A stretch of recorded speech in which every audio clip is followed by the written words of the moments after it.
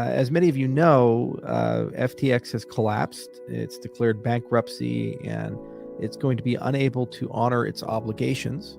I've heard unconfirmed rumors that they use client funds for their ventures, which is no better than what Bernie Madoff did.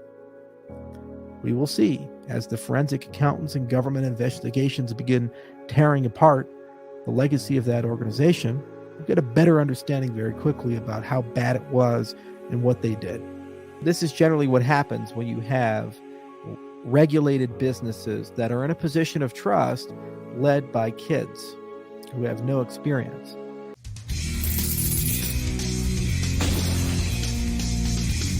The recent mass panic triggers $1 trillion crypto price crash and short squeeze warning, as FTX's FTT goes into freefall, dragging down other cryptos. The drama between FTX and Binance have worried the Bitcoin and crypto community, who fear the clash will spill over to the wider market. Fears of contagion from the public spat between Binance and FTX have gripped the cryptocurrency market, resulting in an aggressive sell-off in FTX's token, FTT, as well as Solana, which is one of the largest holdings of FTX's principal trading firm Alameda Research. FTX and Alameda both scrambled to calm fears of another Three Arrows event after Binance chief CZ announced he would liquidate his FTT position. This continues to unnerve traders in a space so driven by sentiment. Before listening to him, please ensure to smash the like button and subscribe to the channel.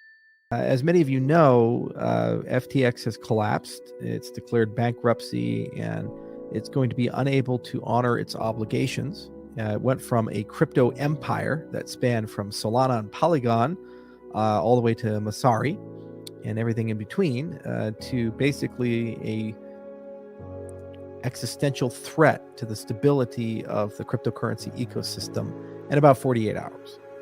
Now, in hindsight, in reflection, there were enormous warning signs ranging from the talent that was at FTX to the governance of the company to the fiscal strategy that they followed, how they invested their money, where they chose to deploy it, the statements that they made in reflection, they don't look so solid. And this is generally what happens when you have regulated businesses that are in a position of trust led by kids who have no experience. You know, it's okay to have young entrepreneurs, and it's okay to have inexperienced people have great visions and dreams and pursue those things. But the first thing that happens when you're a young entrepreneur, because I'm still young and I was very young when I entered this industry, is that once you're given money, you have to bring together a diverse team of people and have that team of people work with you to build something great.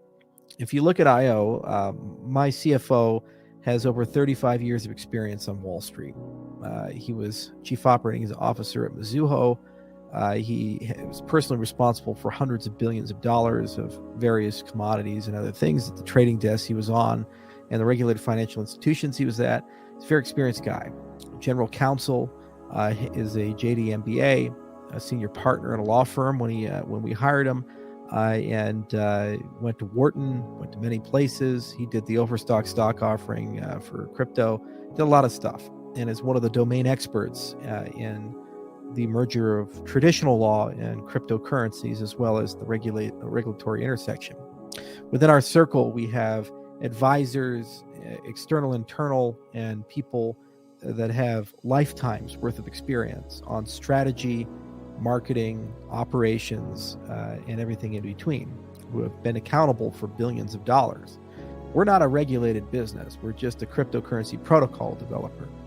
You need this plus if you look to things like a exchange or a trading desk or something where you have a fiduciary responsibility for other people's money. It's axiomatic, and it's the first thing you do as an entrepreneur. Now, the absence of this doesn't necessarily mean that you're going to fail or not be able to survive. You can certainly find ways to rise to an occasion, but it's definitely true that on average, if you need surgery, it's probably a pretty good idea to go to a qualified surgeon instead of somebody who stayed at a Holiday Inn Express. And too much of this has happened in the industry, whether we look at Celsius, whether we look at Mt. Gox and the qualified people there or lack thereof, we look at any of these institutions that have failed.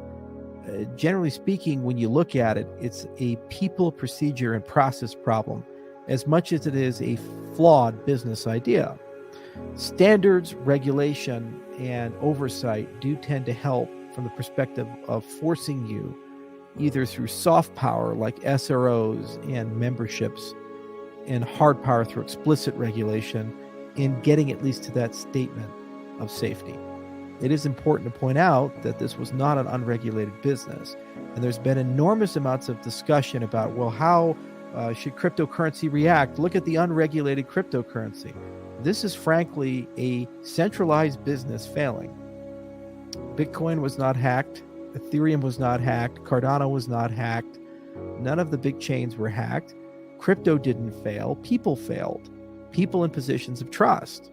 At the end of the day, as much as we like to believe in the principles of cryptocurrency, this had everything to do with people putting their money in centralized exchanges and organizations entrusting centralized businesses to do something on their behalf. That's the very industry we're trying to get rid of with the cryptocurrency space. Unfortunately, it's going to now be conflated, and there's a very high possibility that the fallout of this will be new legislation. Hopefully decent legislation, but there's a strong possibility that it won't be. As members of this industry, we're just going to have to live with it, and we're going to have to figure out ways to integrate and deal with it. But this is unfortunately the consequence when you have people who don't know what they're doing get into positions of power and trust and create cascading and catastrophic damage. This is just the tip of the iceberg. If you look at the financial relationships that FTX had, as we go down the list, it could create a cascade of insolvencies. And unfortunately, crypto doesn't get a bailout. Our competitors do. TradFi lives with that every day. They'd already be calling up their buddies in government saying, how big of a check can we haggle over? With crypto, we don't get that. We just get the privilege of cleaning up the mess and then being blamed for it and having to deal with the financial outcome ourselves. Now, I do believe this is not going to kill cryptocurrency. I do believe that our industry will be much stronger in the future, and I do believe that our best days are still ahead of us. This said, I do believe that unlike Mt. Gox, unlike Celsius, unlike Luna, and past events, FTX does have the unique property that it could end up being the straw that breaks the camel's back and changes, at least in the short to midterm, how cryptocurrencies work in America. In particular, changes the appetite lawmakers have for giving the industry a pro-growth freedom mandate. We could look at a world where non-custodial wallets are no longer permitted in the United States.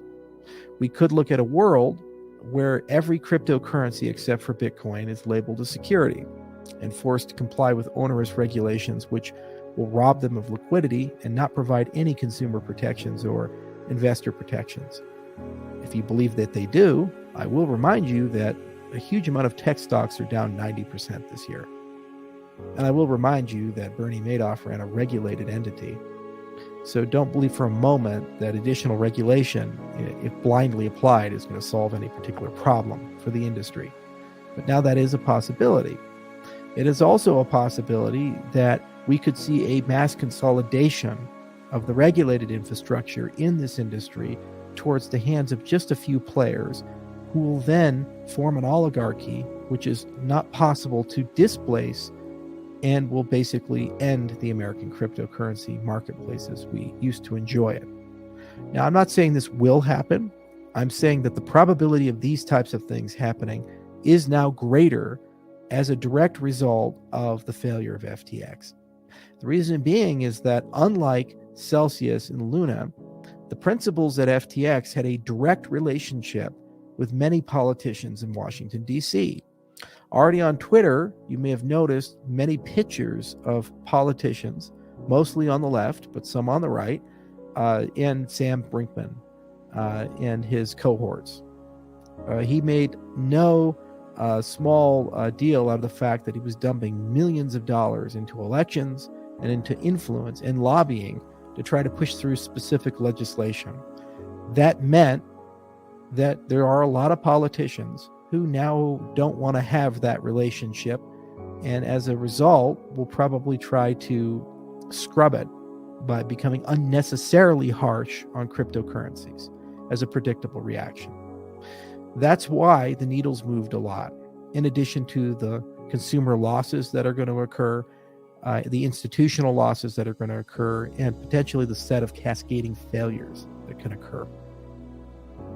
This industry doesn't seem to have learned its lesson.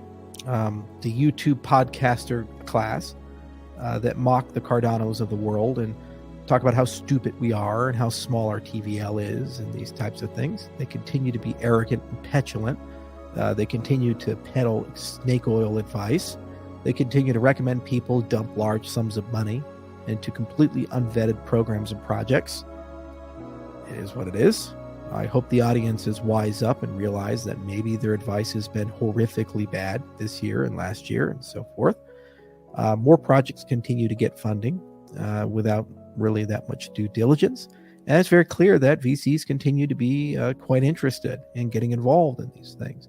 I believe one of the investors in FTX was Sequoia. It was supposed to be one of the smartest and best put together VCs in the entire business. And they took a significant loss from their time at FTX. Celebrities have been impacted as well. Tom Brady and Gisele Bündchen, for example, had a considerable amount of money in FTX, as did others, who will undoubtedly now become quite disenfranchised and potentially leverage their considerable networks to attack and criticize the industry. At what point does the industry stand up and say, we've had enough, things need to change, and we need to think of a new path forward? For our part, the mission is unchanged, the approach is unchanged, because this is what we think everybody should be doing. Come the 18th, in just 7 days, I'll be in Scotland.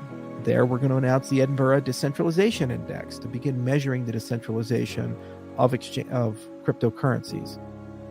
We do recommend that best practices for the operations of exchanges be set forward and people start following them. We do recommend that also in DeFi, we get a lot more honest about what can and cannot be done as an industry and start coming together on basic standards for this type of thing. Smart contract security standards and symmetrical functionality standards. I hope people begin to wise up.